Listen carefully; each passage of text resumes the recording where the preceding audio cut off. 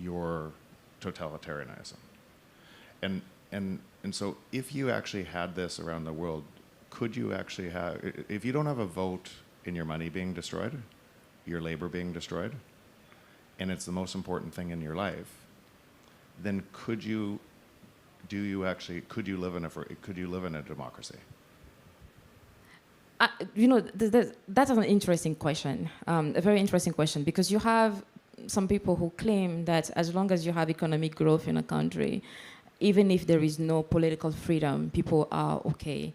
But the reality for me is that freedom is not just about people having the ability to use whatever money they want or spending on whatever they want. It's people even having the freedom to build wealth.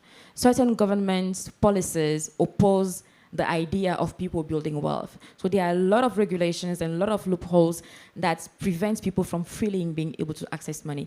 Now, here's the thing. If we get the political freedom and we become a democratic nation, of course it's not going to guarantee automatically our economic growth, because there are other African countries that don't have dictators in place, but where people are living in extremely poor conditions. They still are facing a lot of issues like corruption. It's not going to remove that. However, it actually improves certain conditions for people to be able to thrive and make decisions for themselves. It also gives the possibility of changing governments by making them accountable. Some nations complain a lot about corruption, about poverty in their country, and rightfully so. But when I see them having a new leader every 8 years, at least we know they have a better chance of fixing some of those issues. And if that leader fails, he will have to go. But for those of us who cannot decide who's going to lead us, and weapons decide for us, and terror decide for us, regardless of how bad things go, we know the dictator is not going anywhere. And in fact, the more frustrated they are, the more weapon they buy, the more they increase surveillance, because they can feel people are trying to rise against them, and they try to crush that as much as possible, just to give the impression that there is peace and stability and everybody's happy in the country. So you've become quite a big Bitcoin advocate. You run the Bitcoin Africa conference and many other things in the community. How does this play a role for you in restoring freedom? Initially, Bitcoin for us was just a tool to counter censorship, to counter government blocking bank accounts and governments sending anybody who donates money to the movement to prison. Kind of like we needed that privacy. However, eventually when I understood the philosophy of Bitcoin, then I was like, in the end, this is the type of freedom that we need. For many decades, people have struggled really hard to attain a certain level of political freedom. In fact, activism in my family started with my grandfather, my dad's dad, who was in and out of prison himself, fighting against the French, for the simple fact that he didn't want to continue paying taxes to the French administration, which was required to be 2/3 of his crops. And they were like, why can we farm and we give you guys 2/3 of our crops? And if they don't pay, the punishment was for them to get beaten naked in the public market, to be humiliated. So they decided that they would no longer farm. And for years, they stopped farming, and they were only living off hunting because they didn't want to pay those taxes. So the financial persecution started many years even before this dictatorship was implemented, and continues in our lifetime. Many activists have tried to find solutions, but the solution was very linear. It was, let's fight these regimes, defeat them, have governments that are patriotic, that we can hold accountable, then print our own money and we'll be free. But that has been almost impossible to achieve, because the dictators are backed by a lot of resources. The nations are completely militarized. The military budget of my country exceeds the health, education, energy budgets all combined.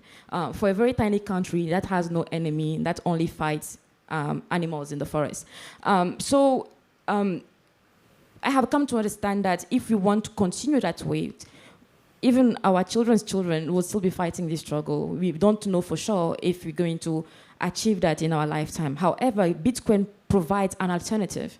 It provides a way out. What I love about Bitcoin is that it wasn't money that was created specifically for a certain group of people. When I use a CFA as a citizen, I feel cheated, because whenever I need to buy something in the US or in Belgium or in Japan, I have to donate 15% of my money to the French government.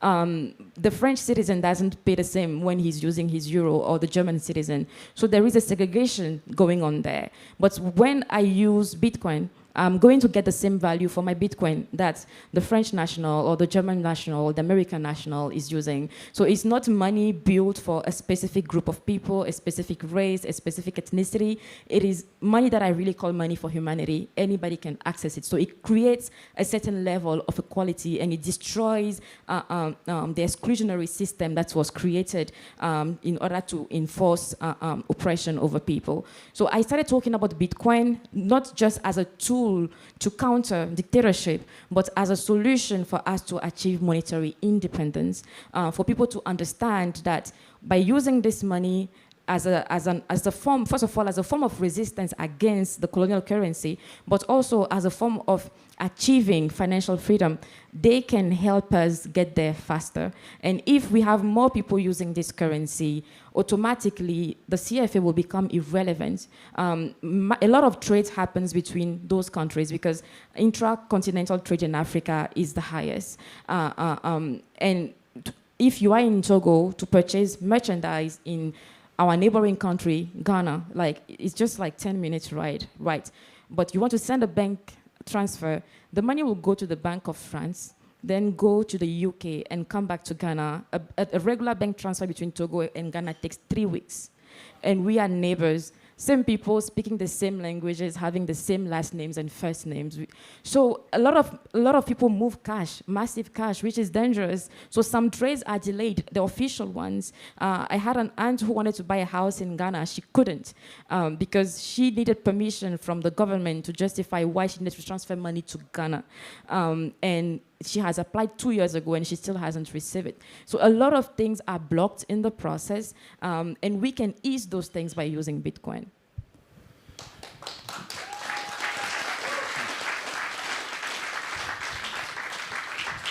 Thanks so much for doing this. Let's end it there. But another round of applause for Farida.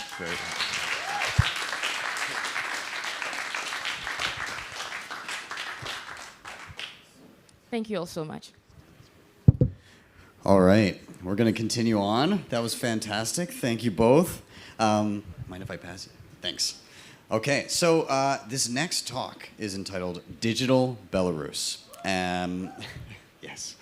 The Belarusian people continue to resist the Lukashenko dictatorship. Over the past 3 years, one rising form of resistance has been in the digital space. Social networks and cryptocurrencies have been used to push back. We're going to hear from, right here, one of the grassroots activists and his vision of bringing functions of the Belarus state to cyberspace to fulfill the needs of people who are otherwise repressed and ignored. Please welcome Yaroslav Likachevsky. Sorry. Thank you.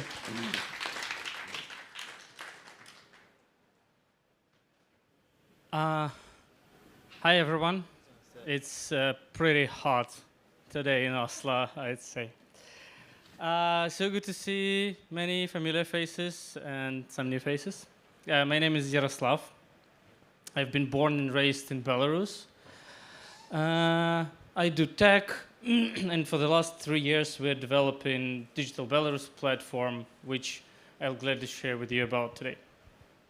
But my main thesis today is going to be... are my slides already on? Oh, yeah, okay. I have some slides to show. Huh? Yeah, thanks. So, my main thesis today, dictatorship leads to poverty. And that's exactly what happened to my home country. Belarus is the beautiful state in Eastern Europe with rich European cultural background and mentality, which unfortunately was occupied and colonized by Russian Empire and Soviet Union. In 1991, when Soviet Union collapsed, we had a chance for the fresh start. But lacking of political culture and democratic experience, We made our own choice and we gave all of the power in the country to a single guy whose name is Alexander Lukashenko. Belarus and neighboring countries back in the 90s all started from the pretty same situation. But Poland, Lithuania, Latvia, Estonia, they all chosen European way and democracy. Ukraine, as you all know, is keep fighting for its independence, while Belarus became a dictatorship. Lukashenko, little by little, took from us economical freedoms, oppressed civil society, human rights. It led to a lack of accountability and transparency in the state, and finally, total control of all aspects of life. So, yeah, the result is we have a number of prosperous European nations just across the border, and very, very poorly performing Belarus. Finally, in 2020, we got enough courage to stand up again for the next chance and try to fix it all. But how do we do it against the police state and against the dictatorship? First of all, we have to realize that the regime is in control of pretty much all of the physical space in the country, which means we have to move to the space they don't control yet. And that's online, obviously. And here we start addressing the most obvious problems that's in front of us. Like, they taking hostages and political prisoners. We're launching solidarity foundations and initiatives to support them and their families. They firing hundreds of doctors in the middle of COVID crisis, causing a collapse of healthcare system. We building telemedicine platform, hiring these doctors, keeping them available for people. They're turning education into a propaganda tool. We go for online education, etc., etc., etc. And all of these exercises gave us a feeling and proved to ourselves that actually, as a society, we can deal with our problems on our own. We don't need a dictator for it. But, and we learned it hard way, all of the services are working only if they're economically sustainable. But if they're social and they're not sustainable, how can we support services that we need the most? How can we make it scalable? How can we even accelerate appearance of the services that will address the problems we're not thinking about today? And here where democratic approach will help. So let's build a framework where community could put together a budget, discuss together what problems are the top priority now, propose ideas how to address these problems and vote for it, get access to the budget and use it for the implementation of the ideas, receive benefits, and be ready to repeat the cycle. In order to test this approach and the tools, at the moment we are running kind of democracy pilot project among Belarusian communities in Poland and Lithuania. It's a small-scale pilot. We have 200 participants who collected almost 10,000 euros of a budget, and today we'll launch the phase where they're proposing ideas. So, putting all of this together, we have Digital Belarus platform. We have self-sovereign identity as the nervous system of the body. We have decentralized voting tool. Together they're giving us a government toolkit and infrastructure of various services around it. Okay, we've built it all, we've tested it in the safe environment. What do we do next? of course, we have to scale back to Belarus. Bring this approach, bring these tools, build communities on the ground. Finally, we're supposed to have a distributed network of communities that are prosperous on its own, and they are collaborating with each other on the national level. Sounds cool, but it should be a catch here, right? And it is. Remember, I've said that regime is in control of every aspect of one's life inside of the Belarus. The first thing they are controlling is your bank account, because they don't want to give you financial freedom. It's not possible to do cross-border transactions without compliance at all. Even regular transactions inside of the country, all of the data about it, about all of the transactions, is available for police on demand, which makes it extremely dangerous and practically impossible for people from inside the country to contribute to alternative budget, to pay for alternative services, to receive funds as a support or as a salaries. And here's where Bitcoin community comes to save the day. We've been using Bitcoin extensively since 2020 exactly to deliver support to our activists and families of political prisoners, to pay salaries to our doctors, lawyers, teachers, and many, many others who are involved. And it's proven to be trustworthy, safe, and private mechanism which we enjoy using it. So now we're taking the next step, and we are integrating. I forgot about the slides, absolutely, yeah.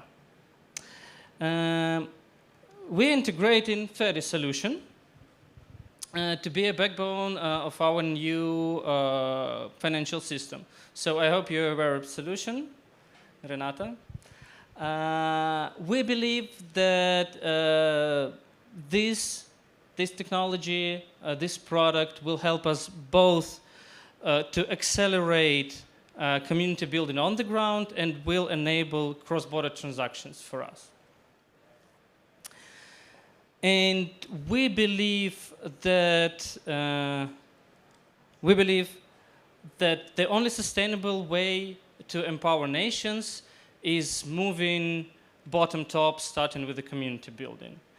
We believe that it will help nations to accumulate resources. This will help them to decide on ourselves on the best way of distribution of these resources. It will give them more freedom, less poverty. And that is our mission. So come join us, hit me on Signal or email if you prefer. I'll be glad to share more with you. Thank you, guys.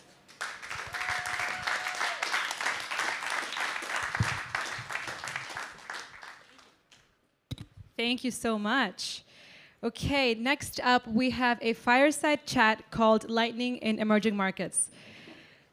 The properties of the Lightning Network, giving users speed, cheap transactions, and increased privacy and human rights, have been especially noticed among Bitcoin users in the emerging markets. Now we'll hear from two industry leaders on why there's a growing adoption of Lightning everywhere from Nigeria to the Philippines. So please welcome Elizabeth Stark and Alex Lee.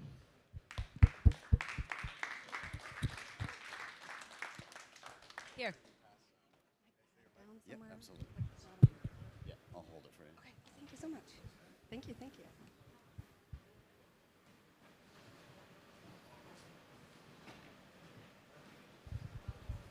Hi everyone, I'm Alex Lee. I work at the Human Rights Foundation alongside Alex Gladstein. Originally, this panel was going to have Mary from the Philippines and Nigeria moderate, but unfortunately, unlike Bitcoin, which is a permissionless, decentralized, borderless protocol, borders are not, and she could not get a visa to attend today. But I will be here in her stead. So let's just get started, Elizabeth. Can you guys hear me? Oh, Yes, yes. All right, here we go. In recent days, apps like Damus, which is a client to access the decentralized Nostr protocol, which is an alternative to Twitter, and Bitcoin Lightning apps like Zeus, Blixt Wallet, and others have been facing attacks from app stores, which have been either telling app developers to remove or censor certain features or face removal from the App Store. How can Bitcoin and Lightning builders and developers work to address these issues? First of all, I love that question, and we're doing this off the cuff. Before we get started, I just want to say thank you so much to the entire HRF team, obviously, Alex, the whole crew. It's been really incredible to be here for the past couple of days. Human rights is an issue that's absolutely near and dear to my heart. It inspired me to work on Bitcoin in the first place, and to be able to meld two passions of mine. I actually, back when I studied internet law and also human rights law. Is just the kind of thing that really gets me up in the morning. And to see, by the way, so many Bitcoiners here. And they're not here because, somebody told them they had to be here, or because, someone paid them to be here. They're here because they care and because Bitcoin is a movement. So thank you to the entire community. Really incredible to be here.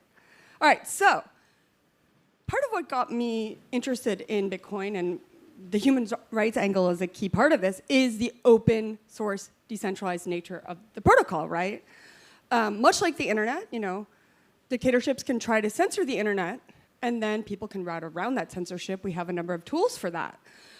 With Bitcoin, similarly, people will try to censor it, and then you have self-custody. You have censorship resistance. You have, the decentralization elements we've heard quite a bit about today. But, there are certain centralized entities that may not necessarily want to support the growth of Bitcoin, maybe against their business model.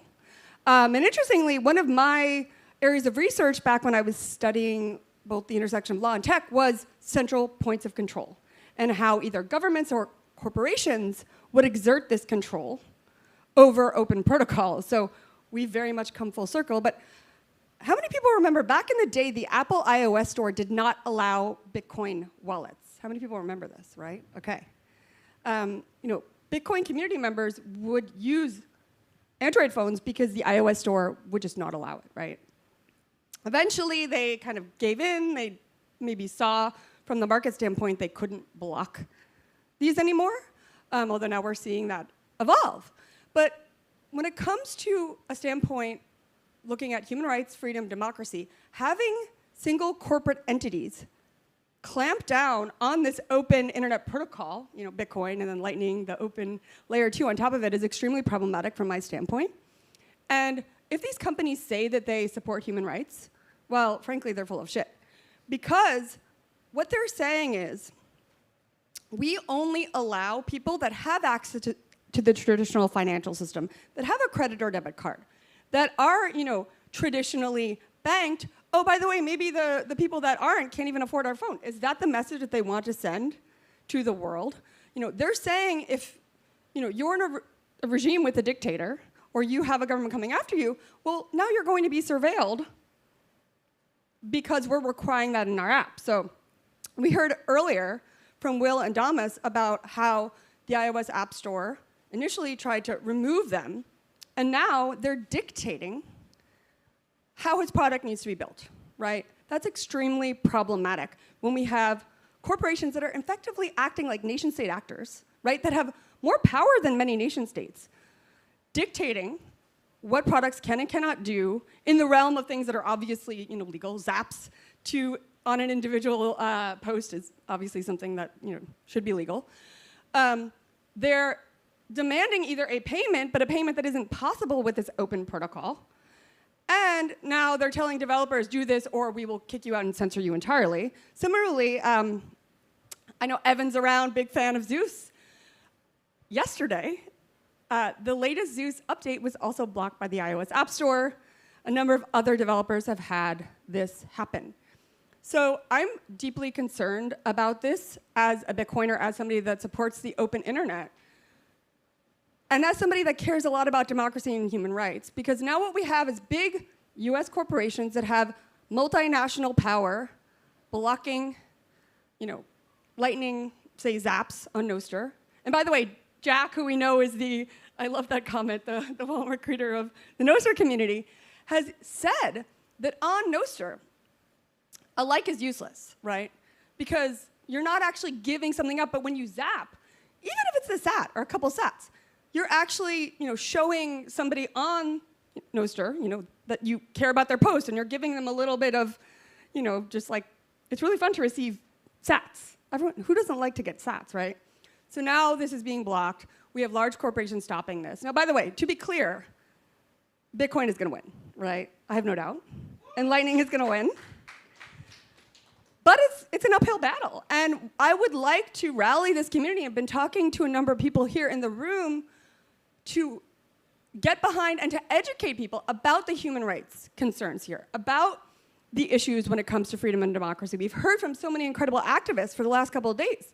This can be a matter of life or death for people. So when we have these app stores and companies blocking what people can and cannot do, blocking applications, this is a threat to our freedom. Now, of course, we have the web still. There is some web censorship. We do have the concept of progressive web apps and other approaches, and I highly encourage developers to not count on your app being accepted into an app store. But at the end of the day, it's still highly unacceptable, and we need to fight back as a community, and we will win. That's great. Rotating back to the topic of emerging markets, other than App Store attacks from companies like Apple and Google, in recent days we've also seen the government attacking on-ramps and off-ramps for Bitcoin and in the method by suing cryptocurrency exchanges. For now, Bitcoin-only exchanges seem to be doing fine. Kudos to them. But in many markets, Bitcoin on-ramps are straight up illegal, for example, in China, or they're heavily restricted. What barriers do you see for people in emerging markets in accessing Bitcoin and Lightning in your everyday work? So, by the way, I can never tell if Bitcoin is legal or illegal in China because if Bitcoin has been made illegal every 6 months. There were times on the Lightning Labs team back, I think 2017, where it was like, oh, China made Bitcoin illegal, and then it drops, and then unclear, and yeah. So I'm not going to comment directly on that because I don't know the exact legal status these days. But I think what we're seeing a lot in emerging markets and talking to a number of the people here, talking to all the communities we heard earlier today about the incredible emerging market communities around Bitcoin and Lightning that have emerged, is, and this is something I'm super passionate about, that usability is a major barrier, right? Talking to KG about Mackenzie, seeing adoption of the Lightning address, and shout out to Andre Neves, Brazilian developer, founder of Zebedee, also Vintium, a number of other things.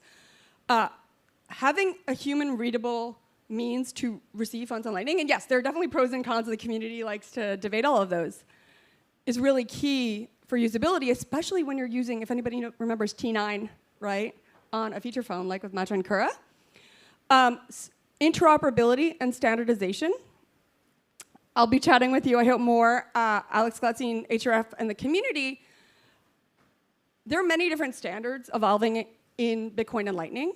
And there's this great XKCD cartoon, if anybody's seen it, where it's like, we have 12 different standards, and none of them are interoperable. And then the guy's like, let's make a 13th, right?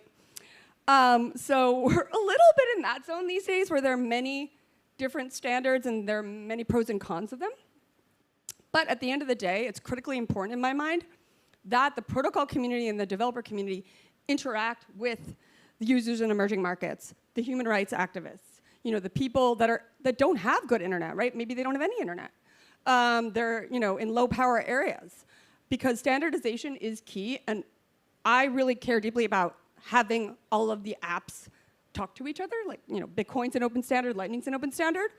So, we're not 100% there yet. It's still like, oh, this wallet may support, LNURL. This wallet, may only have Bolt 11, but we're getting there, and I think there's a lot of momentum in the community to collaborate on interoperability and usability. Building on the idea. And by the way, also, very importantly, usability for non-custodial use cases. I know there are many people in the room here that are working on that and that care deeply about that. An end user shouldn't have to care about liquidity, right? I mean, if you're technical and you like that, great. But that needs to be abstracted away from the user. And we've worked on a number, at Lightning Labs, we build developer tools.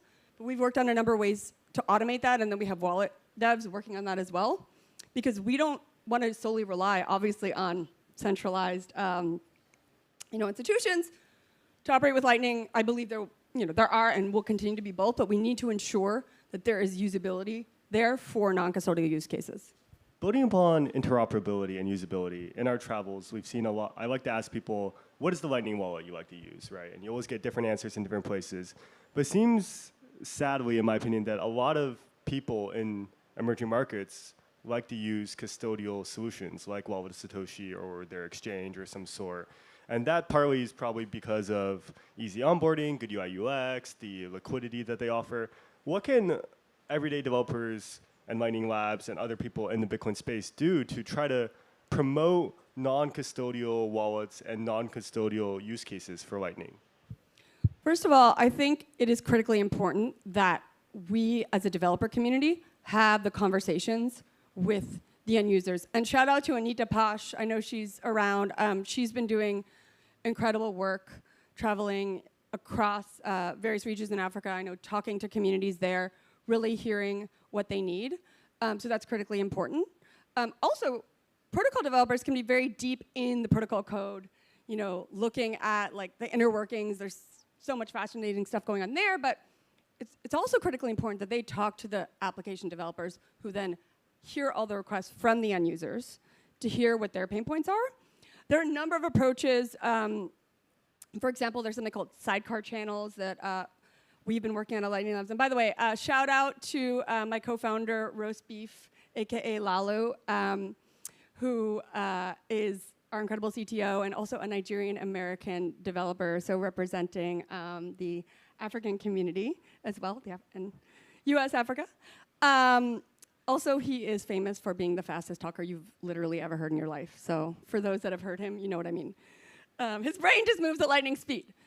So Lalu had come up with this concept of sidecar channels that can actually enable a non-custodial user to have inbound liquidity without necessarily having to do anything, because, say, an LSP could provide it for them, and then basically they're onboarded without having to manually get that liquidity themselves.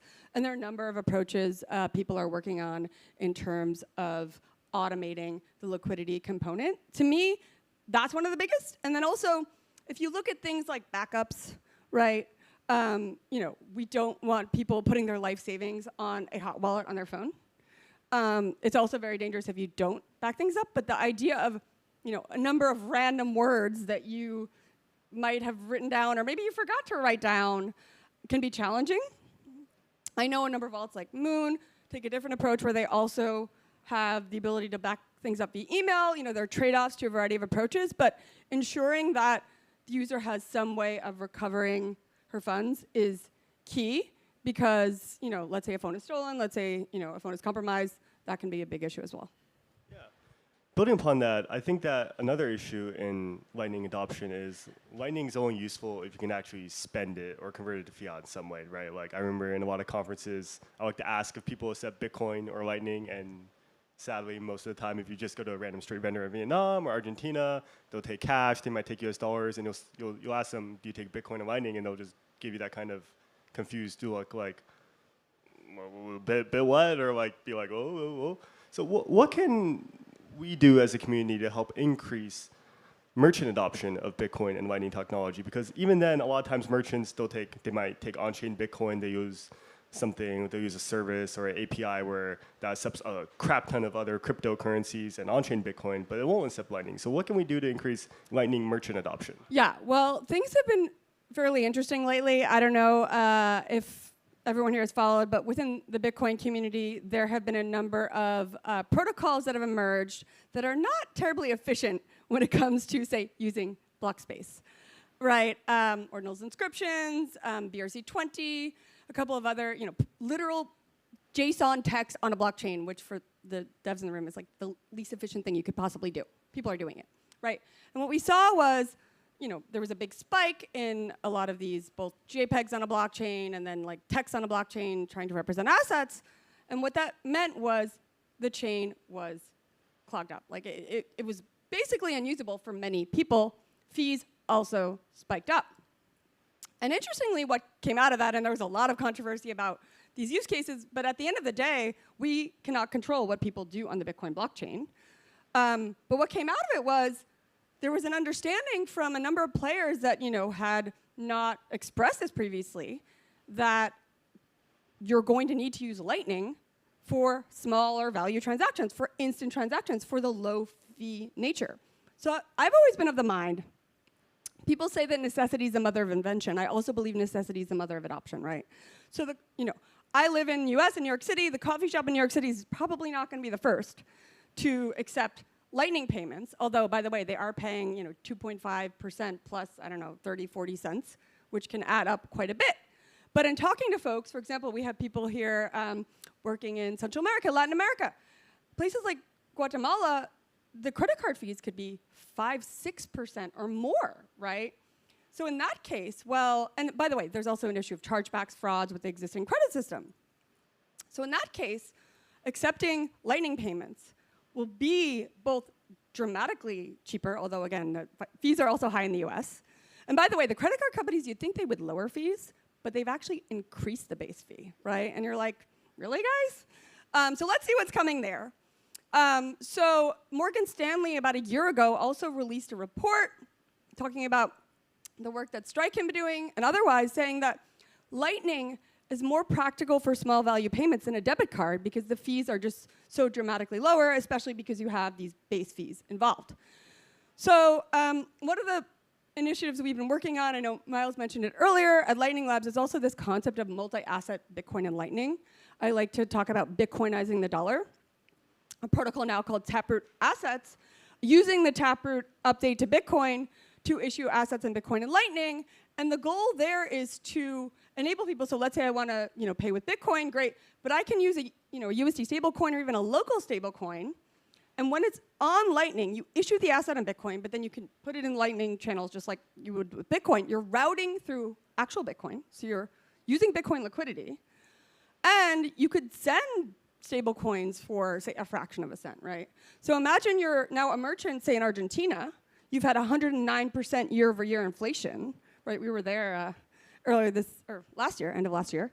And now you can take dollars with fees that are dramatically lower than the existing system without the risk of a chargeback, right? So as we see multi-asset Bitcoin and Lightning evolve, as we see fiat and dollars Bitcoinized, as we see more demand for those, for now, stable assets, I also believe we'll see far more people getting into Bitcoin. Because if I'm now using a wallet and I'm able to pay and hold some dollars, then it's very easy for me to get some Bitcoin, right? And I'm like, oh, what is this Bitcoin thing? And then I maybe have a portfolio, part stablecoins, part Bitcoin, and then I see, maybe my Bitcoin goes up in the long term, right? And I believe on holding onto it, or maybe I'm paying day to day with that as well.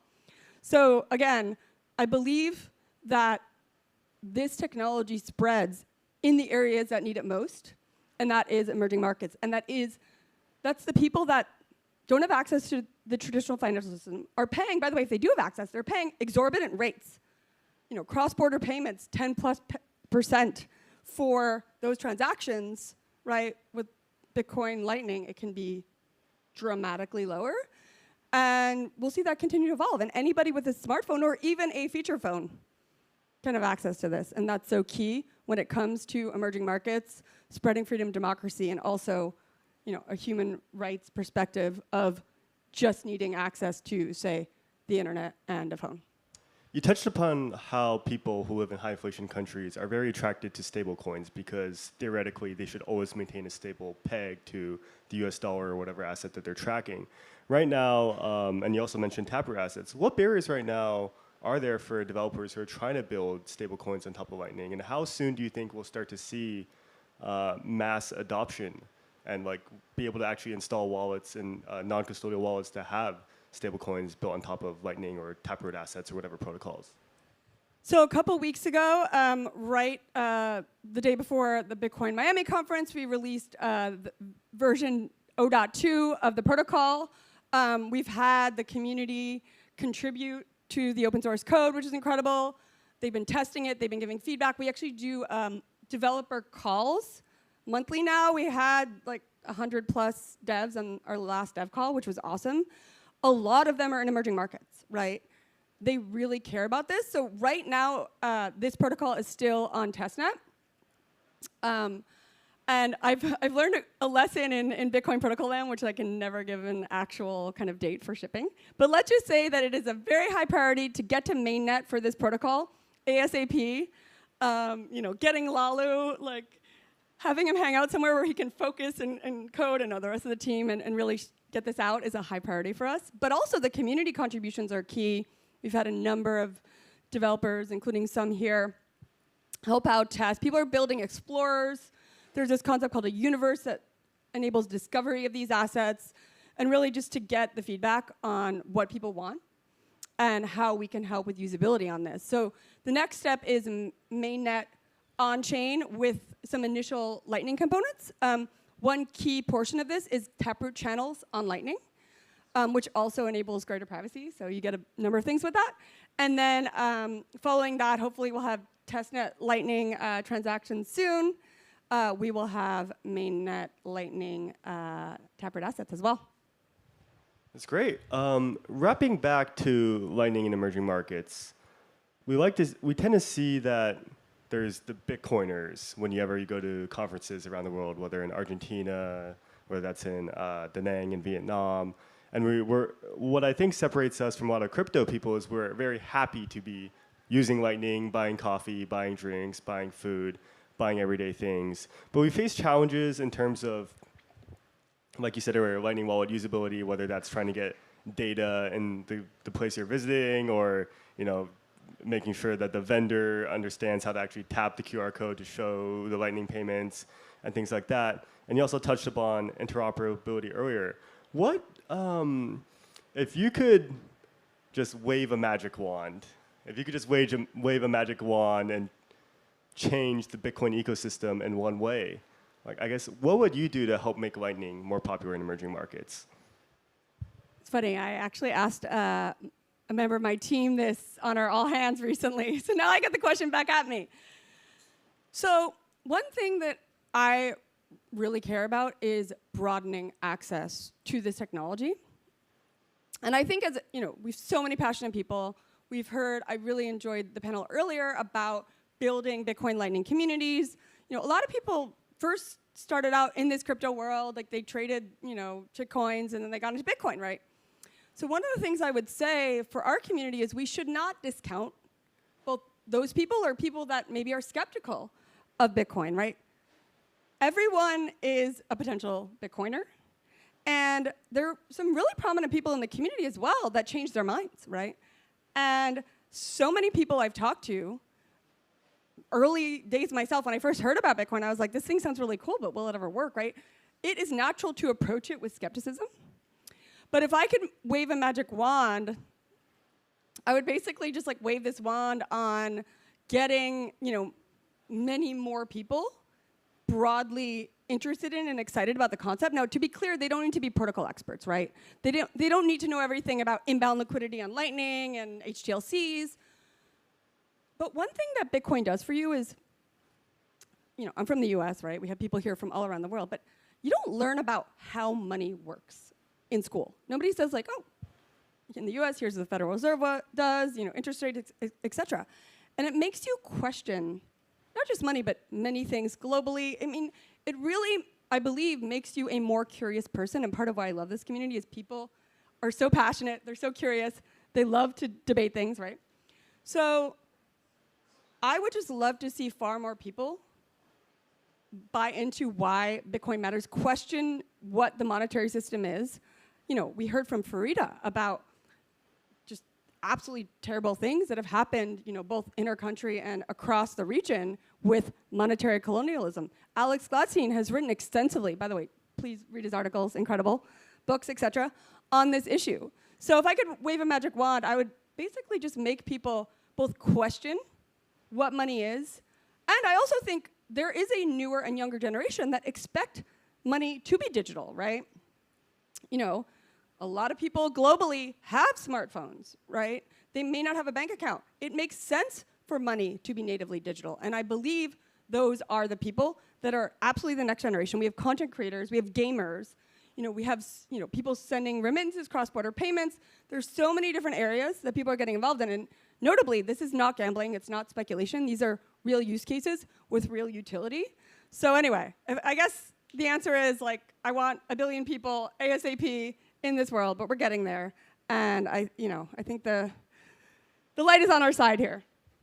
Touching upon monetary education, I remember I was talking with a Argentinian person when I attended La BitConf last year, and he was telling me that living in Argentina was like taking an economics class every day, right? Getting constantly rug pulled, seeing the Argentinian peso constantly devalue.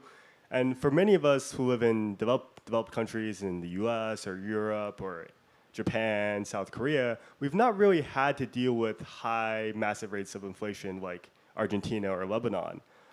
What can be done to, I guess, more educate people? Let's say you live in an emerging market that doesn't have super high inflation like Argentina, and you just kind of live with it and you deal with that. What can be done to educate them about Lightning and why it matters?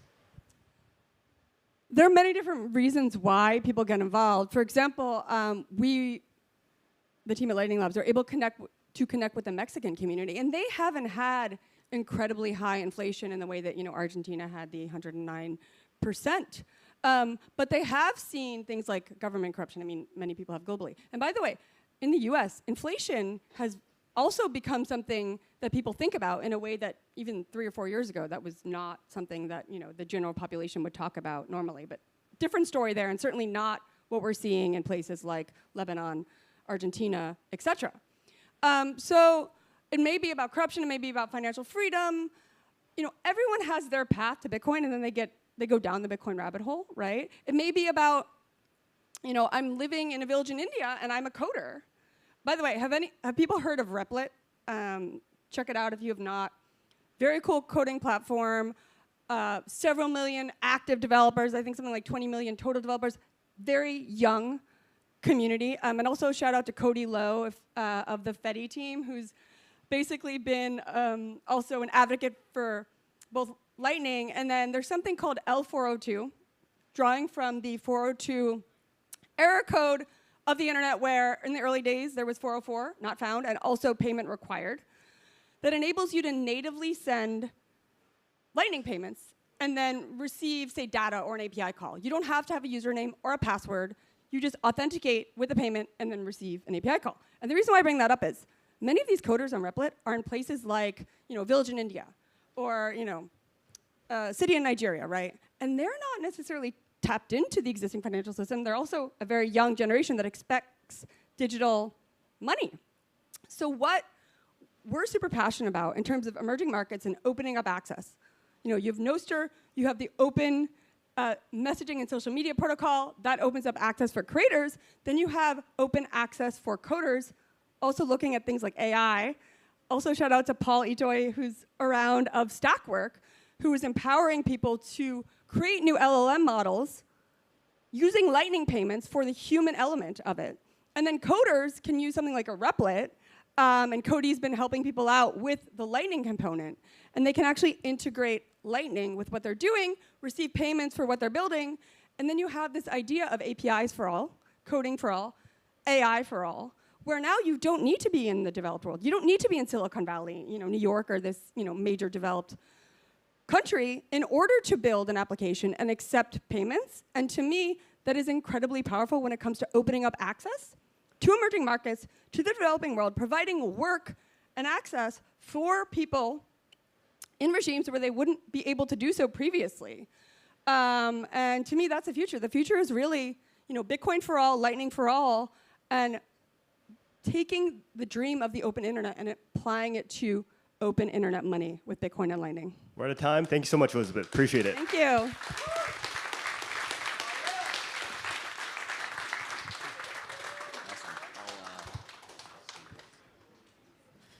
All right. Okay, we've got another panel coming up here. I'm going to let you know what's going on. So this next one is called Bitcoin, Decentralized Tech and Democracy. So financial freedom tools like Bitcoin and decentralized or distributed communication platforms have been critical for Ukrainians as they try to survive the Russian attack and invasion. So now we're going to hear a fireside chat about why decentralized technology might be key for the survival of democracy. So we're going to welcome up Mike Brock, Victoria Zachenko, and Mackenzie Sigalos to the stage. Welcome. Give them a big round of applause. Your chair is about to fall off the stage. So Oh, thank you. Hey, guys. Thank you so much for sticking with us.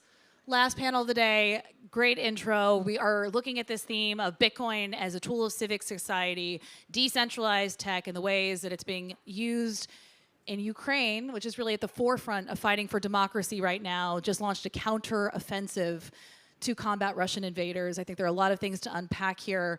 Mike, we've got the CEO of TBD at Block, Victoria on the ground in Kyiv joining us today.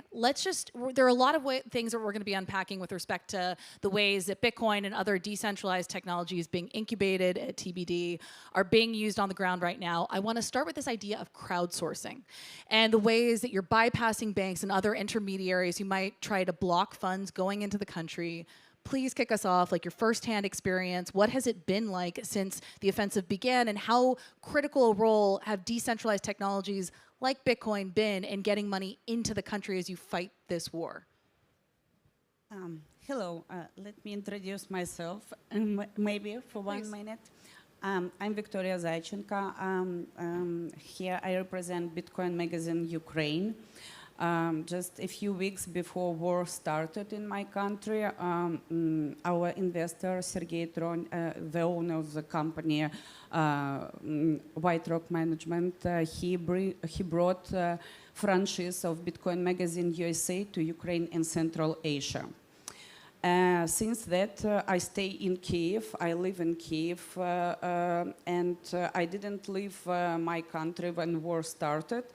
I wanted to support my country, my family, and I'm still here. And thanks to Human Rights Foundation, we received grants, and monthly we continue to hold our Bitcoin meetups.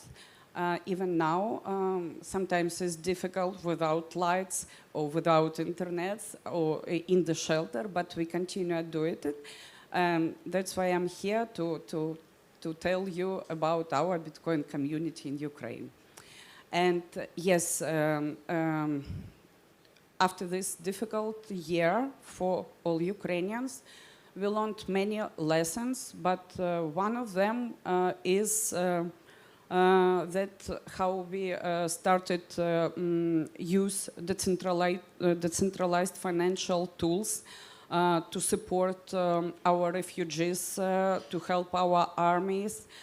During this 1 year, we donated and raised more than $200 million in Bitcoin and different cryptocurrencies.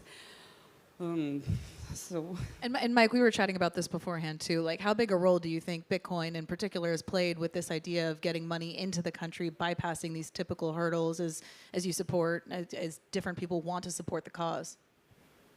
Well, I mean, there's been plenty of examples in how Bitcoin is actually helping.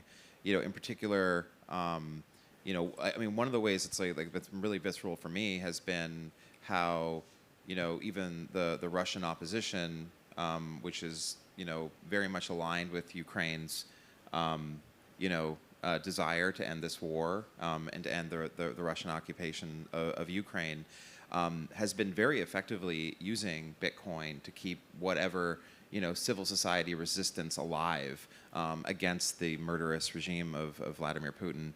And of course, as Victoria said, I mean, the ability to have, this civil society tool in Bitcoin. And I want to say one thing too, because about how I think about Bitcoin and democracy, because this is about democracy, right? In this talk, I actually had someone say to me recently that it's completely nonsense that Bitcoin is democratic, and in a sense, it's not the actual technology isn't democratic. But the reason why like Bitcoin as a tool is democratic is because democracy doesn't function without civil society. Bitcoin is a civil society tool. It is something that happens at the civil society level without the government, which is like most of what happens in a democracy. Most democratic action happens by individuals without the state to bring together people of common interests to ultimately effectuate, like a coming together of some sort of consensus in which to build rule of law. And Bitcoin is a very, very important part of that. I believe, in today's world, particularly in conflict zones, in areas where the financial system doesn't reach.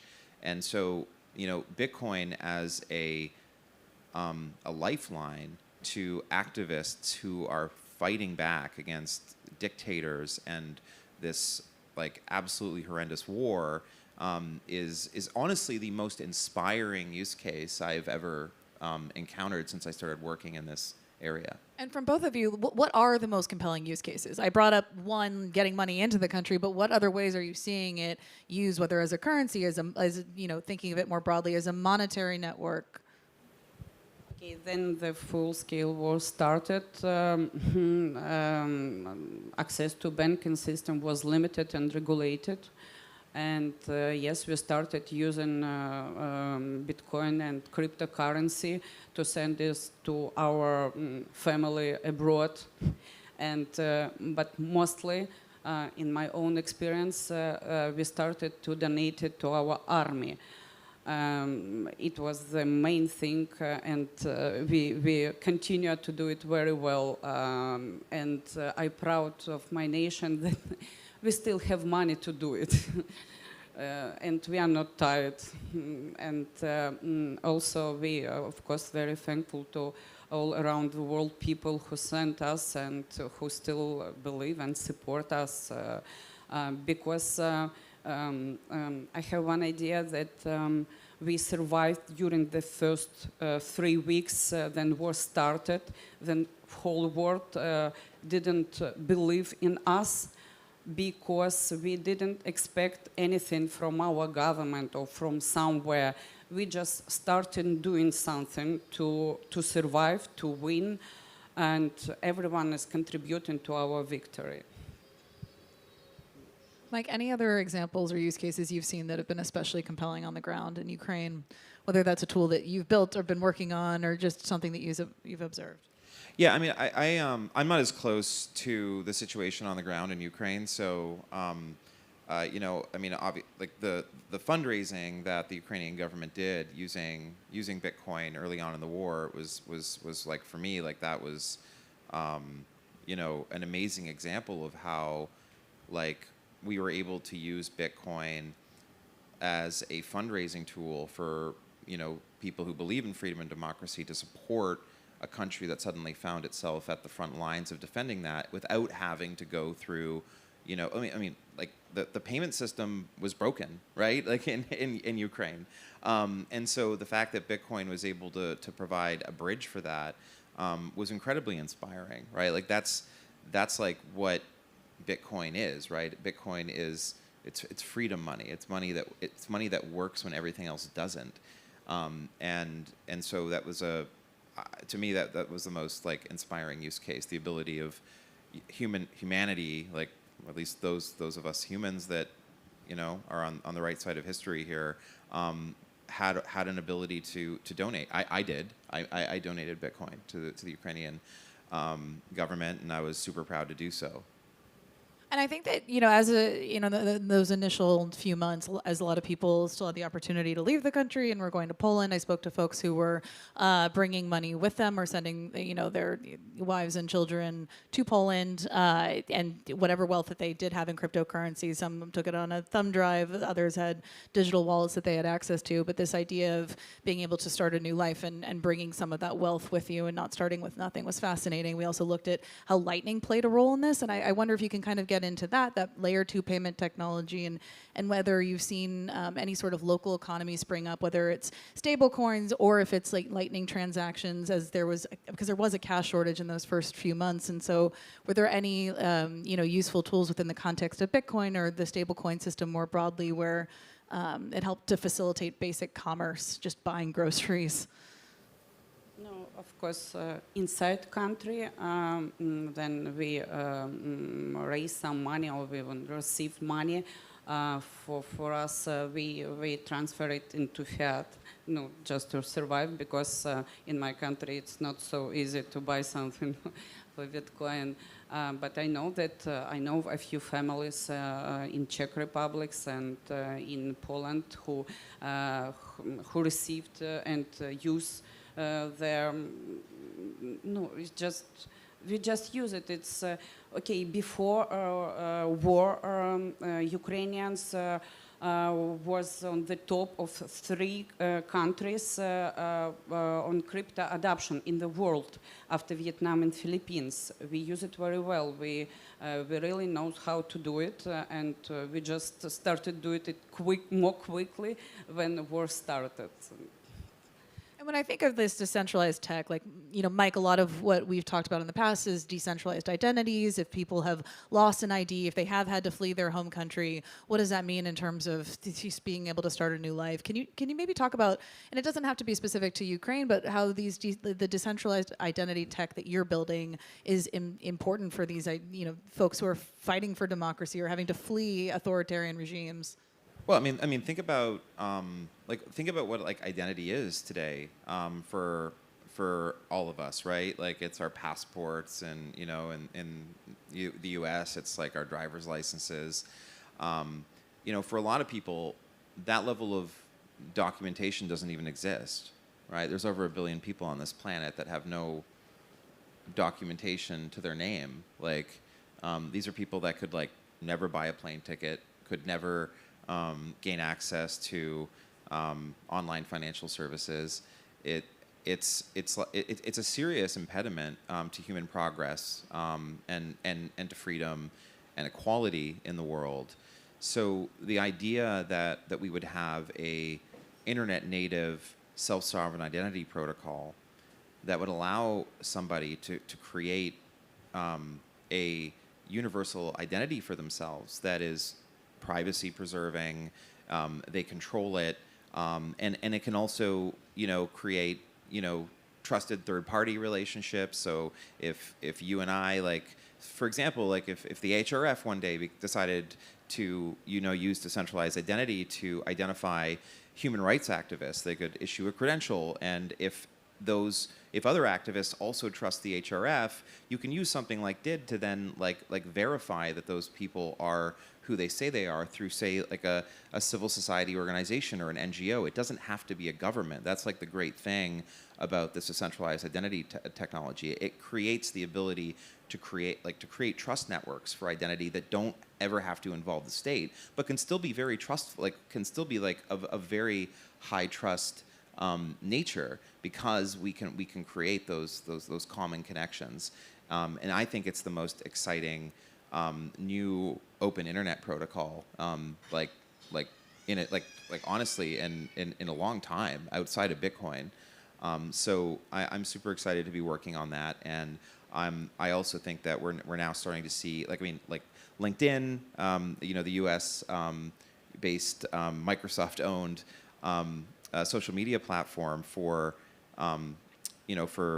basically having online CVs or resumes, which is what most people use it for, has just started adopting this technology for education credentials, which is now compatible with the decentralized identity standard. So we're super happy to start to see those things in the ecosystem start to happen, and those things can become really, really powerful ways to have real identity that we can use to create high trust economic relationships that don't ever have to involve a government. That's powerful for over 1 billion people that don't have that today. The other thing, Victoria, that you said earlier, and I just kind of sat with it a bit, is this idea that it's still very much a cash economy. If you need to get things done, you need to get access to cash. So as much as, we see, lightning payments proliferate in other, areas where you have reliable access to the internet, one use case that's come up time and again when I'm speaking to people in distressed economies or emerging markets is, peer-to-peer trades and this OTC way of getting access to cash. If you're trading Tether out of a wallet to get access to cash to pay for groceries, has that dynamic picked up? Because as you mentioned, Ukraine was already a top crypto adopter going into the conflict, and so I assume that, unlike other countries going into wartime period, maybe more people had crypto wallets. What they didn't have was access to a bank where they could withdraw money, because there were a lot of bank closures. People just couldn't get access to cash. So that's a long way of trying to ask you, in the immediate aftermath of the war, or did it persist, that you saw more of a proliferation of these OTC type trades, like peer-to-peer economies thriving as people tried to get access to physical bills? Before war, it was more easier to send. Many of us had a few crypto wallets, like application or something, and it was easier to send and to pay. But a few months ago, our government, unfortunately, tried to regulate it. We still don't have law about crypto assets in my country, but they tried to regulate it something, and it was very bad for us. So that before we could send crypto, and we didn't need to change it to fiat, but now, unfortunately, it's my experience. If I need to change it, I'm going to a special secret place, like crypto exchange physical office, where many sporty guys with big, with many bags with cash sitting, and I just try to receive my cash and run from there, because I don't feel safe there. But maybe it's because of wartime, and I pray maybe soon this situation will change and my government will do something for us in this case. What tools do you want to use but you don't have access to right now, or what are you excited about, or what do you think you need? There are a lot of developers who have come here. There are also a lot of activists who have come here. What do you need from the people in the room that you can take back with you? Okay, different people need different things. I think military people need some special tools for them, just to buy important things for them. So, refugees need another thing. I think maybe we could be, our Bitcoin community could be a platform to discuss what all this audience needs, and maybe we will create something. I don't know for all of this audience. We should discuss it. And I mean, Mike, you're a major influencer and thinker in the Bitcoin ecosystem. You're actively working on new tech in the space. What are you most excited about in the context of Bitcoin being a civic tool and aiding people who are fighting for democracy? Is it something that you're building now, something you want to build next? What's your vision? Yeah, I've been saying for a while, Bitcoin's current killer app, and it will have other killer apps in the future, is remittances, right? Like what we were talking about with donations to Ukraine. Even though at the end of the day, Ukraine needs to convert that back into fiat to use it, it doesn't detract from the fact that you still got the money there. You still moved it across borders instantly. And that's a really, really powerful tool. And I don't think the potential of that use case of sort of filling in the gaps of the global financial system is really appreciated. I think Bitcoin has a long way to run just in filling out that use case alone. I also, we were talking earlier about this idea of Bitcoin as a potential security layer for the internet. And I think about upholding democracy as also protecting the diaspora who might be working for people back home, and making sure that the work that they're doing abroad does not impact family and friends who are living in a war zone. Where does Bitcoin fit in? Is it a part, or where does, where do decentralized technologies fit into privacy preserving tools? I mean, we're using Bitcoin to secure our decentralized identifiers in our Web5 platform. So we decided to build on top of Ion, which was developed by Microsoft, which is a DID method, which is secured by the Bitcoin blockchain, which is the most secure ledger in the world. And so that's like a really great example of like a non-monetary use for Bitcoin and providing like security for digital identity. There's other things people are doing. I mean, I have really mixed feelings about things like ordinals, but like I think there's certainly going to be a huge potential for using Bitcoin for a lot of non-monetary cases when it comes to sort of securing a decentralized web, and those are the sorts of use cases that TBD is like really focused on leveraging. We're already over time, but one last thing within the Bitcoin ecosystem, there are a handful of people who perhaps are not convinced of what's happening on the ground in Ukraine. Mike, do you have anything to weigh in on there? I think Bitcoin's freedom money, and I think that if you struggle to see the importance of supporting a country which is facing an existential threat from an imperialist invasion by a neighbor that is a authoritarian dictatorship that will I don't believe is going to stop. And if you can't sit back and realize that, that is like the forefront of human freedom, right? What is happening in Ukraine? I know some people will say that that's like Western propaganda, and this is a U.S. proxy war, and all these other things that these people who you're talking about say. I'll be honest, those things, if you see my tweets, you know that those things really upset me. I think it's very, very important to support the Ukrainian cause if you're the sort of person who believes in freedom. I certainly do. I think that's what aligns with the sort of values that Bitcoin should embody. So, what I have to say to them is Slava Ukraini. Very last thing, Victoria, do you have any final thoughts you want to give?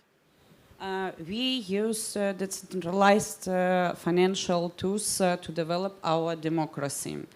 And when we win this war, we will continue to build our nation on this strait. And may God, your support and Bitcoin help us in this endeavor. That's it. Thank you so much to our panelists. Thank you to the audience for staying with us. And thank you to the HRF team for hosting this event. Really, really glad to be here. Thank you. All right. We have a surprise final talk. We have a special guest that wasn't going to be here, but decided to come. And so I think he's making his way out here. But we have Adam back. So yes. So myself and Island are going to have a little chat, and we're just going to kind of see where it goes. We're going to just do a little 10, 15 minutes with Adam back. I think Alex is running to go get him. But, I mean, I know I have questions for Adam, and maybe we'll get to one or two in the audience as well. So let's everybody give a round of applause for Adam back.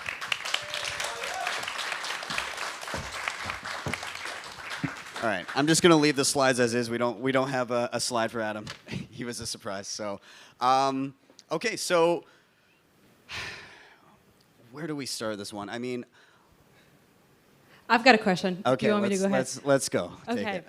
So, thank you all for being here. It's really cool to be with Adam back, especially a bit last minute. The first question is, maybe take us back. And what was the Cypherpunk's early mission? Why were they building electronic cash?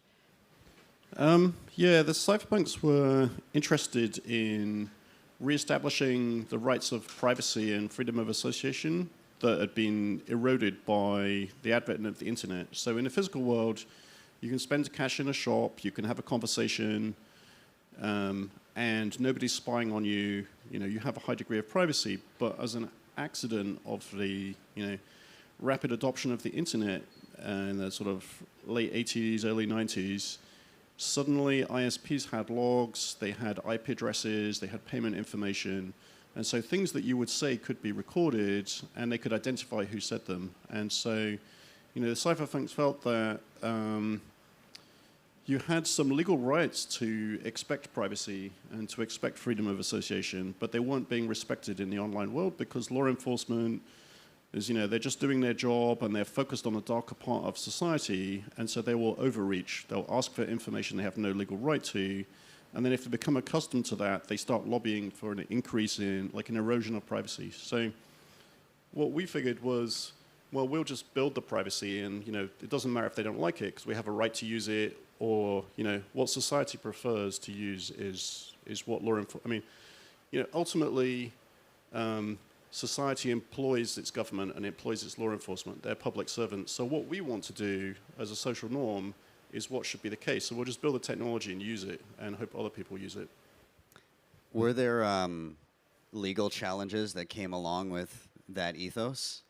Yeah, so it wasn't without risk because, you know, the way that you would go about obtaining privacy was that things like Tor and things that came before. So anonymous remailers were a kind of Tor for email. So, and it was a volunteer thing, right? So the remailers, of which there were maybe 30 to 50, were operated by volunteers, and, you know, people would email things through them or post them on discussion forums. And occasionally, if you were operating one of these, you'd get contacted by law enforcement or by, you know, military organizations and people that had evidently, you know, you wouldn't necessarily know what they were complaining about, but they would be very, very angry. And there were some operators that actually got into, you know, some quite challenging legal hot water over that, and the EFF had to try and, you know, finance their legal defense, basically. So it was risky, and I was operating a remailer for a number of years. It was called the Swiss remailer. But I'd taken some defensive steps to put it further away from me. So I operated in another country, and I paid for it with cash in a post from a very small ISP by another cypherpunk. And eventually, the Swiss Federal Police turned up at his place of work. He worked at a big company. And they turned up, and they demanded, you know, information about what had come through his server. And he, like, said, well, I don't know, you know, I'm a small ISP. There are some people who have accounts. I have no idea. And then he told me, and I switched it off. But that was my thought from the start, that I would just operate it until things got messy, and I would shut it down. And they never bothered to, like, you know, because it's another country and so on, it was too messy, and they just dropped the investigation. As a follow-up to that, do you see any parallels between that and today with Bitcoin, or do you think that we're about to enter that phase where it may become, at least for a period of time, a little scary to run Bitcoin infrastructure in some way? I mean, I think Bitcoin probably got past that, you know, some years ago, but certainly, you know, when I got, you know, actively involved 2013, 2014, it was a lot more unclear how regulators would react. And some of the developers who are maintaining Bitcoin were a little worried about, you know, using their real name or the prospect of, you know, getting legally attacked just as a software developer, you know, volunteering on building the source code. Some people have, from time to time, have wondered about, you know, whether law enforcement or regulators, I guess, not law enforcement, might, you know, try to infer that your action is a money transmitter or something, right, and that you needed a license. But generally, I think the regulations have come a lot further forward now. It's really more at the business level, you know, about whether companies providing financial services around Bitcoin and how they should be regulated. That's more where the action is. But it's, you know, it's come surprisingly fast. You know, now you've got El Salvador with sovereign holdings of Bitcoin, public markets holding Bitcoin, big U.S. financial institutions and international institutions offering Bitcoin-related derivatives and Bitcoin custody and buying and selling to wealth management clients, and, you know, increasingly to regular clients. Somebody just sent me a screenshot of Revolut, which is a very popular kind of, it gives you a debit card and a smartphone app. It's very popular in Europe as an online bank. They must have millions of users that they were reminding people that you could now deposit Bitcoin as well as withdraw it, and you could buy it in it. So clearly you're not going to get debanked for buying Bitcoin from the bank itself, right? So I think things have come forward a long way. I don't want to hijack anything, so I'm... One question I have is, because I kind of struggle with this, with privacy. I am on social media with my name. I have my writing platform. Sometimes I wish that I could go back in history and not be so open about who I am.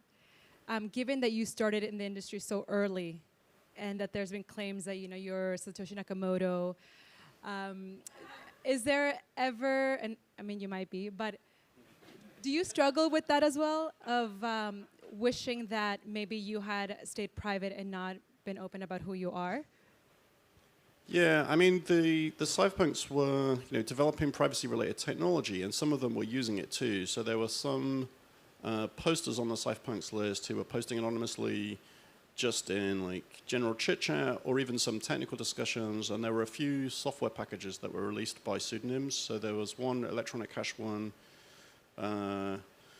called Magic Money by a pseudonym called Product Cipher with like some zeros in the name, and that was actually quite similar. It's like a Chorm bank, but without any, it was pre-Bitcoin, so there was no way to take money in or out of it, but you could operate a Chorm bank with it, and you could exchange coins and stuff. And so there are a few bits of software like that, but yeah, I mean, I think a lot of people who were on that list were sort of aware of the risks of, being too public, to have your name associated with some of these discussions, even because there were legal risks around even encryption, right? Phil Zimmerman got in quite a lot of trouble for releasing PGP, which is an email encryption package, and was under investigation in the US for quite some years until finally that, those regulations were changed.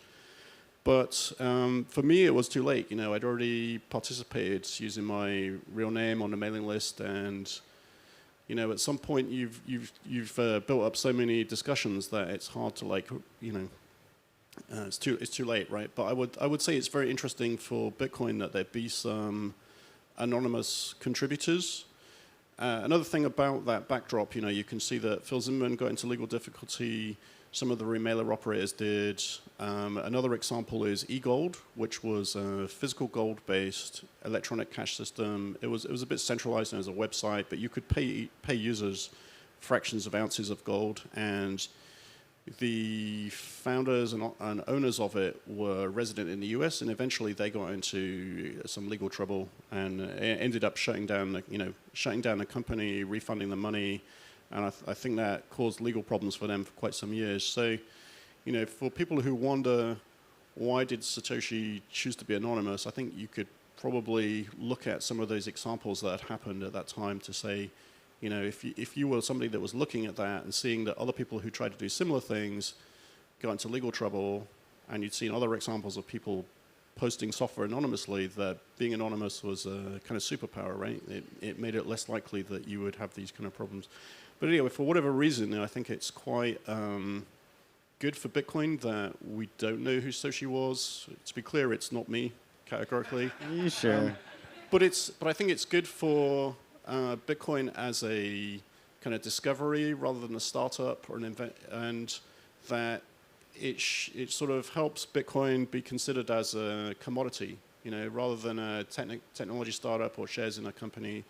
The way a lot of society thinks is very hierarchical, so they look for, the founder or the CEO or the politician in charge of something. So, I'm sure if he was identified, he would be, maybe asked to testify to, a Congress in a country or something like that, right? Or put under political pressure to change something. And, topically for Bitcoin's Genesis block quote and the time which it was released, the Genesis quote, I presume most people know about it. Somebody's wearing a shirt saying the exact thing here, times Chancellor on brink of second bailout for banks, right? So it's about moral hazard and the idea that banks can have a policy, or people can have a policy, society can have a policy But if things get too dramatic and too economically challenging, there'll be enormous political pressure until some humans will, violate the policy at the request of society. And so you don't want that with Bitcoin, because Bitcoin's a hard money. You want it to be like physical gold, where, regardless of how short of money people are or how desperately they think the society needs a, infusion of cash, you can't suddenly print more gold. You've got to mine it, or you've got to do some work, or you've got to sell something for it. And so for Bitcoin to have that property, it's very useful that it's decentralized and there's nowhere to make special pleadings for. And in fact, you could view the block size wars back in the 2015 era as a form of that, right? A form where a number of startups were sort of trying to make the case that they really needed a quick fix, and they were willing to weaken the network, reduce its security to get it. And because it's decentralized and the market didn't want that, I think that most of the people that were using or holding Bitcoin understood that well enough, but they rejected that. And I think it was a kind of market rejection. So I think a lot of people who were looking at Bitcoin or joined Bitcoin since and saw that event took it to mean that, yes, you really can depend on Bitcoin being gold-like and retaining those properties, indefinitely into the future. I have a question. I want to look a little bit into the future of Bitcoin. And how the average person interacts with Bitcoin has changed a lot over the past number of years. Whether it be how you back up your wallet, whether it be if you're interacting on-chain or via the Lightning Network. We've seen new developments around Xiaomi and eCash and Fedi and even Liquid Network. There's lots of different ways now to interact with Bitcoin. And I imagine what the average person's first interaction with Bitcoin looks like 10 or 20 years from now is going to be, in the context of that, we go out a decade, 2 decades. What does success and what does failure look like? Yeah, I think there are 2 types of success. So I think the less attractive type of success is Bitcoin as an asset class getting into centralized custody too much. And the reason I think that could still be a success is because, gold is a success, and most of that is in custody, and maybe a bit rehypothecated too because of that, right? So people who operate gold ETFs sometimes lend the gold out because it's a form of extra money, and then before you know it, there's more gold certificates than gold, and you kind of undo the point a bit. So there's a risk that that could happen to Bitcoin if too much of it is not kind of self-owned, self-controlled, like where you have their own keys and so on. So then I think the better part of success, and obviously Bitcoin in the ETF is a financial instrument, so it won't be censorship resistant and bearer and so forth, right? Because it would be like a share in a company. There would be a broker or a custodian that could seize it from you if a court ordered them to. So yeah, that could be an okay financial instrument or an investment asset, but it wouldn't be very interesting for the kinds of things that I think many people at this conference are interested in, which is, that there's a frictionless way for anybody in the world to get, access to the financial system globally, that they can have direct bearer, censorship-resistant transactions, and it's very hard to seize it from them. Because, frankly, the establishment has a pretty bad record globally. And so, how that would look, we don't exactly know, because all of the current scaling technology is probably not enough to get to the next billion users, right? So, but it is evolving very quickly, and so every year recently there have been multiple new layer 2 protocol ideas or implementations, and so you mentioned a few, but there are many. Like Lightning itself, of course, is a bit older and more mature now. That clearly helps in a large degree. All of these layer 2s are always making a trade-off too, and I think the reason is that if there was a simple way to improve Bitcoin to, address the issue that this layer 2 is trying to fix, Bitcoin would already do it, or it would adopt it, right? And so the reason it doesn't happen in the main chain is because the trade-off that's being made is unattractive to, censorship resistance or security or ability to audit, so something like that, right? So Lightning is roughly like a huge block, but it doesn't create the costs of that, and so you can coalesce lots of transactions, But there are costs, right? Now you have the channel setup mechanism that's getting easier, but there's also a kind of fundamental hot wallet aspect of it. So it's not as good for cold storage.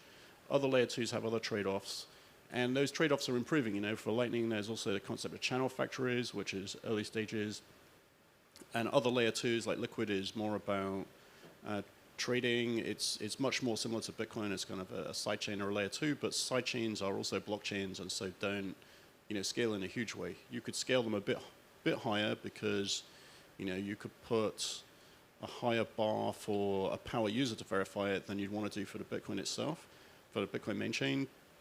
Lightning works on top of Liquid as well, so that's a mechanism there.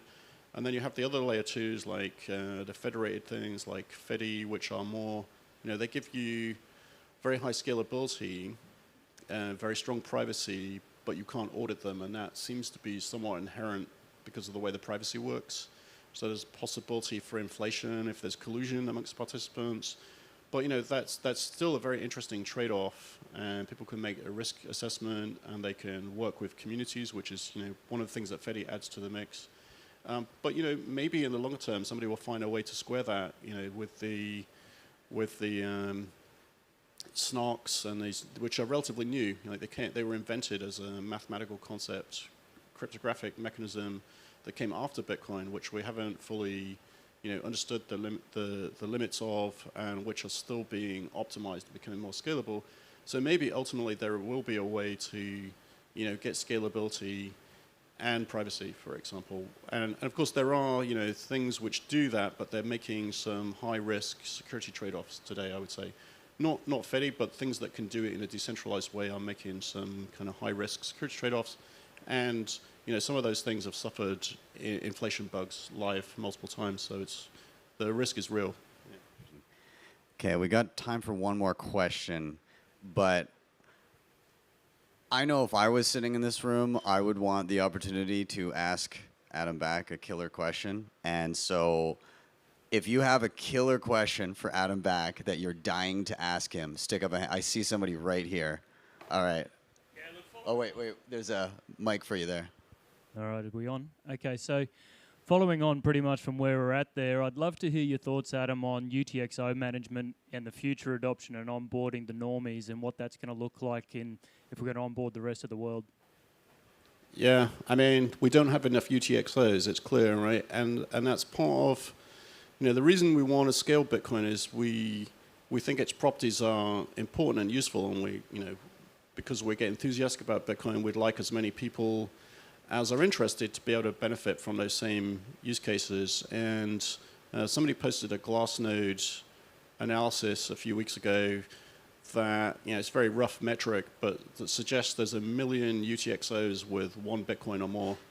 And, so clearly some people might break their coins up into multiple UTXOs, or their wallet does, and some other people might own Bitcoin on exchange, so they don't have a UTXO or not that's recognizable. But nevertheless, it shows you that that's not many UTXOs, right? And of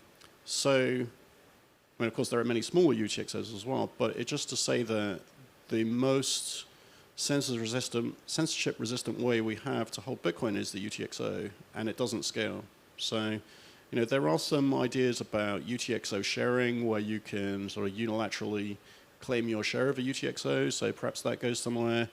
The drive chain people are talking about a more peer-to-peer sidechain, and there you could have a larger sidechain that's kind of harder to, more expensive to audit, to verify, to run a node for, but give people something in between, which is a less verifiable but still a UTXO, which is probably better than the alternative, which is they use something custodial, like they have a share of a Lightning channel, they have a balance on exchange or a custodian. Fedi answers some of that, but then you're making a different trust. You don't have a UTXO, you have an eCash coin, but the Bitcoins that collateralize that are held by a group, which is effectively a sort of, you're trusting them to some extent. All right, I think that's our time. Let's give a huge round of applause for Adam Back. And I hope you all enjoyed it. And we're going to toss it over to Alex here, but hate me all you want. I'm taking a selfie on stage with Adam. Awesome. So thank you, Ben and Aylin, for an awesome day of emceeing. So round of applause for them. That was awesome. Great job. Just we'll end with one idea from Hal Finney, and he said something like, the computer can be used to harm people, but it can also be used to liberate people. So I think it was very fitting to have you here, Adam, as an original Cypherpunk to help outline some of the challenges coming down the road. But the community here has been eating up today's programming. It's so important that we have a globally diverse group of people to tackle these issues and talk about them. So we're thrilled to have them here. And I mean, the program speaks for itself. It was really, really unique. We hope to bring it back next year. And thank you for coming to the Oslo Freedom Forum. Take care, everybody.